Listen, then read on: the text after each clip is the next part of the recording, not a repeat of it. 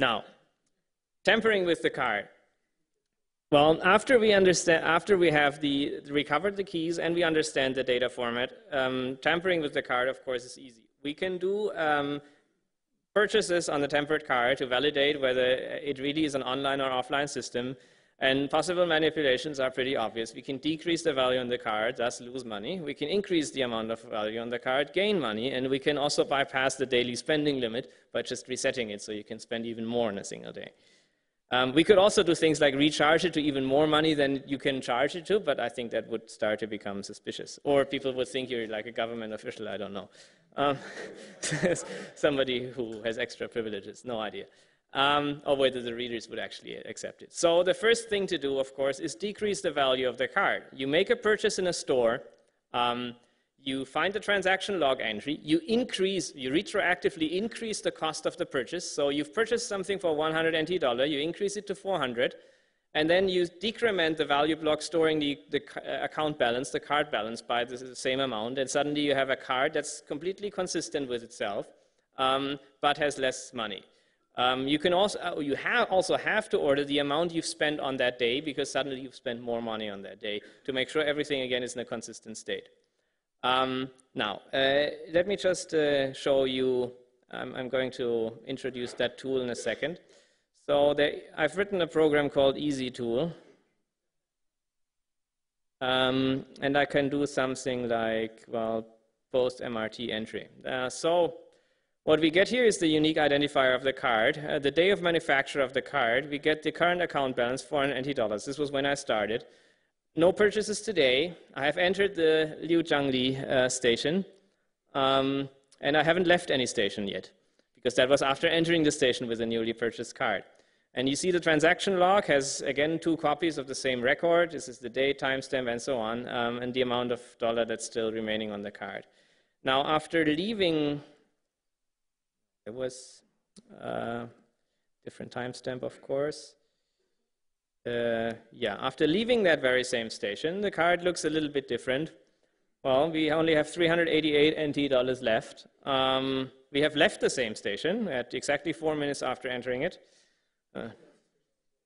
Huh?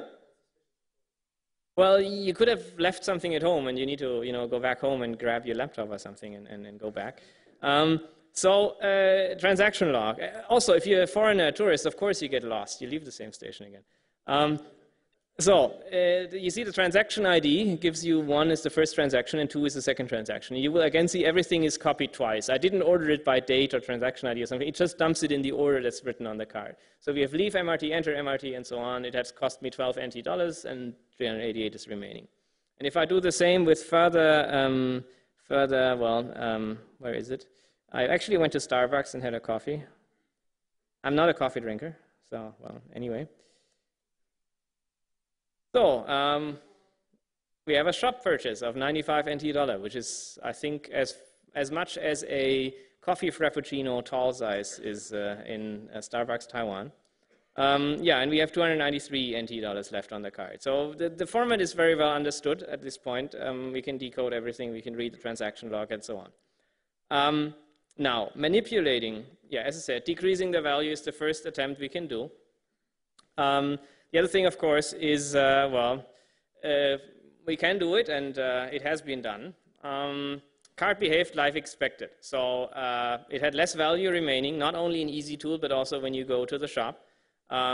It was still possible to use it anywhere, in shops and in public transportation. The artificially removed money could not be spent. So when the card reached 0, you could not spend any more money, meaning that the value stored on the card is really the value that the system respects, not some value in the backend. And the card could still be recharged at recharge machines. So even at the recharge machines, they didn't know what's the real value of the card, but they just read what's on the card and incremented it and write it back to the card. Right? I would have expected at least a recharge machine to have some online connection and a shadow account in a database where you then can correct the offset, but that was not the case. By the way, this was my second attempt. The first attempt, the card actually failed. I couldn't buy what I wanted to buy. So I made some inconsistency in the data structure. But yeah, it was second attempt was then working. Now, the next thing, of course, you can do is increase the value on the card. Right? It's not really that different, right? You find a transaction log and you decrease the cost of the previous purchase. So let's say you buy something for $300 NT and you suddenly retroactively make it cheaper to $100 NT, which gives you an extra 300. You increment the value block accordingly. You manipulate the amount spent per day in sector 15 to reflect the reduced amount, and suddenly you have more money on the card. It has been done. And the card behaved like expected. It had more value remaining. It was possible to use it in stores and public transport. And you could spend all the money to the last NT dollar, even the money that you didn't really have. Just the card said you have it. So once again, proof that it's an offline system. There's no online database check. And the card could again still be recharged at recharge machines without losing the artificially incremented added amount of money.